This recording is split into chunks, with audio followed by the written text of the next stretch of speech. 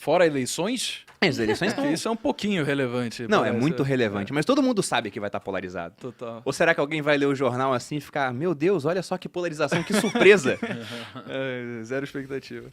Pois é, em relação a coisas assim, negativas que podem acontecer, o Brasil é uma caixinha de surpresa, né? Então é aquela tentativa de tentar ver o futuro e esperar que a gente consiga tirar alguma conclusão com isso.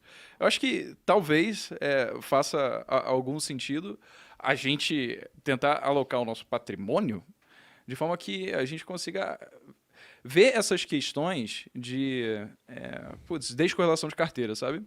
Então, por exemplo, você tem ativos ali descorrelacionados que não tem nenhuma inferência entre si, eles acabam se comportando de forma a, num momento onde a economia ela está absolutamente incerta, como, por exemplo, dólar subindo pra caramba, a gente tem estabilidade política, leis frouxas de propriedade privada, né? Uma gestão dos recursos públicos brasileiros que acaba sendo duvidosa. Será que isso daqui acabam sendo question marks, né? Perguntas que vão mudar para 2022? Porque, bem ou mal, se a gente fazer uma análise retroativa, assim, desde 1994, quando começou o Plano Real, o dólar só teve uma direção, a gente sabe qual que ela foi. E os princípios são basicamente os mesmos, né?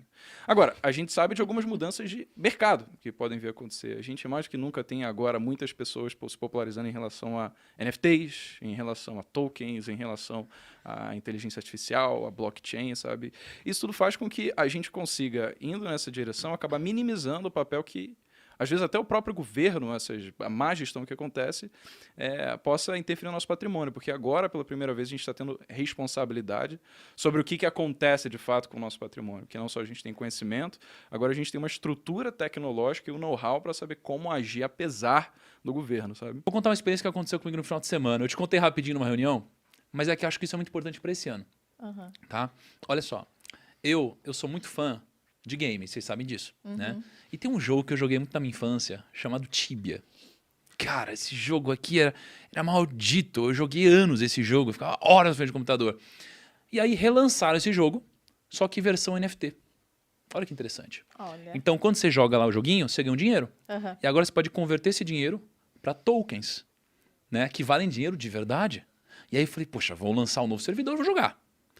Né? Para me divertir um pouquinho e tal. Aí, olha o que eu fiz. Eu peguei, né? Eu abri uma conta numa exchange gringa. Abri uma conta. Aí eu peguei isso daqui, eu não conseguia mandar dinheiro para lá. Porque no final de semana eu não conseguia fazer isso. Então eu resgatei dinheiro, resgatei Bitcoin, na verdade, da Biscoint, e eu mandei Bitcoin para essa exchange. Nessa exchange, eu peguei esses Bitcoin e eu comprei BNB. Aí eu peguei esses BNB. Calma. BNB é a moeda da Binance. Mas eu como... Fizemos propaganda já. Acabou. Eu como leiga, eu tenho o papel de falar. De fazer gente, as perguntas. Se vocês não sabem o que é NFT ainda, tem vários... Já tem uns 3 podcasts que a gente falou Já de falamos NFT. especificamente sobre metaverso. Mas é como se fosse a... Mentira. Isso aqui poderia ser um NFT da Luciana. Podia ser o Luciano. Vamos fazer esse NFT? Vamos mintar esse NFT da Vamos, Luciana, vamos cara? mintar. Eu Vamos acho mintar? acho interessante. Mas enfim, é como se fosse token, Não fungible token. Isso. Tokens Então, não fungíveis. É como se fosse uma imagem que você não pode salvar no seu celular se você não tiver a propriedade dela. Como se fosse uma arte digital. Você até pode salvar, você pode tirar print dela. Mas ela não serve pra Mas nada. é que nem eu tirar um print da Mona Lisa. Isso muda o fato de que a Mona Lisa está no Louvre e Não. a propriedade da Mona Lisa é deles? Não, Não. então é a mesma coisa. Então, NFT, isso só pra não se alongar e não entrar nesse tema. Aí, Mas continua, Thiago, pra isso, voltar. só pra Perfeito. explicar. Então, olha só, abre conta na Binance. Já falamos da Binance. Abre conta lá. Putz, Já não- vai sair um corte já. Primo rico usa Binance. Usa Binance. Putz, mandei Bitcoin pra lá, da Biscoint. Peguei o Bitcoin lá e eu comprei BNB, né? Usando BTC. Então, putz, já começa uma coisa um pouquinho diferente do usual, mas eu fui lá e comprei BNB. Eu peguei esses BNB e eu mandei para minha MetaMask, que é tipo uma wallet, né? Então, eu mandei para minha MetaMask, né? Eu tenho um aplicativo onde eu consigo guardar aqui uma série de moedas diferentes e eu mandei para esse aplicativo. Aí eu peguei isso daqui e hoje, quando você quer usar uma rede diferente, né, a rede de Ethereum, alguma coisa assim, você tem que entrar pela MetaMask e entrar usando o navegador deles em um site. Eu entrei no site do jogo. Aí eu entrei no site... No jogo não, eu entrei no site da PancakeSwap. Então eu tive que entrar no site da PancakeSwap para eu pegar as minhas BNB e converter minhas BNB na moeda do jogo. Então, olha só o que mais que eu fiz. Bom Aí eu fui lá, trabalho. Uhum. e só que nisso daqui você vai pagando uma série de taxas que tem no Aham. processo, tá? Aí eu fiz essa conversão. Aí eu peguei essa moeda, que chama KS, né? Que é referente a Kingdom Swap, que é o nome do jogo.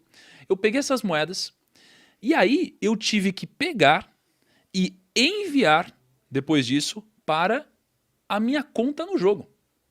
E aí, dentro do jogo, agora com essas moedas eu pude comprar coisa do jogo. Quanto tempo demorou todo o processo? Só para o pessoal entender. Cara, eu acho que deve ter demorado um dia. Um dia? Um dia. Fazendo- Só que entrando assim, um nessas dia, coisas. com uma pessoa que tem noção do que está fazendo, que tem discernimento e tem acesso. Porque no meio disso, cara, conversei com o dev da Biscoint, conversei com o John, conversei com um monte de E gente. que não se preocupa com as taxas envolvidas. Perfeito. Porque, cara, esquece, se eu fosse me preocupar com as taxas, eu provavelmente não teria feito do jeito que eu fiz. Pra mim, putz, eu queria mesmo. Eu já tenho Acesso ao menos negócio. tempo que os outros. Eu queria me divertir um pouquinho no jogo. Isso daqui me fez entender o seguinte: caraca, isso é animal. Foi minha primeira experiência oficial mesmo, né, com um jogo de NFT.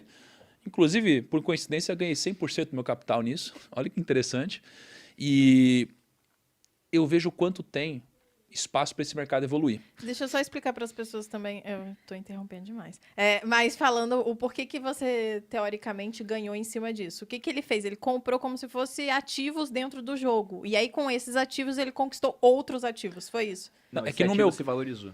Isso. No meu caso, esse ativo se valorizou. Entendi. E além disso, puta, tem um bonequinho no jogo que é que eu não tenho tempo para jogar. Mas se eu tivesse tempo para jogar, hoje eu conseguiria fazer, sei lá, uns $100 por dia. Massa. Me divertindo, fazendo o que eu fazia lá atrás. Mas aí você paga mão de obra infantil, pouco especializada, para jogar para você. É uma saída. É uma possibilidade, pensando em escala. Pois é. Só que o que eu tiro disso? Aprendizes. Pensando para 2022. Eu lembro que eu fiz um primeiro vídeo de Bitcoin no YouTube, acho que, sei lá, quando foi, Dani? 2017? Por aí, 2017 ou 2018. Foi um vídeo lá atrás de Bitcoin. Então eu comecei lá atrás, mas eu fiquei afastado desse mundo. Mas sempre, tendo um pouquinho de criptomoedas e tal. E eu voltei mais ativamente em 2021. E quando eu voltei mais ativamente, eu comecei a ver que é muito difícil você se manter atual dentro desse mercado. Porque a mudança é muito diferente do nosso mercado tradicional.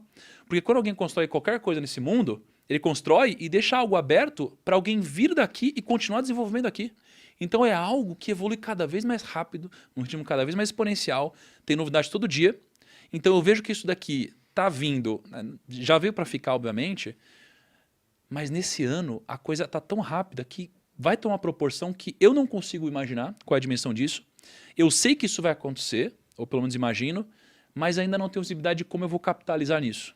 Mas é algo que eu estou de olho nesse ano, para assim que aparecer uma oportunidade, eu aproveitar. Né? Então, isso é um pouco que eu vislumbro de diferente para esse ano. Então, você tá com o olho em cripto NFT, digamos assim. É uma mistura de tudo que está ao redor Desse desse ecossistema. ecossistema, entendeu?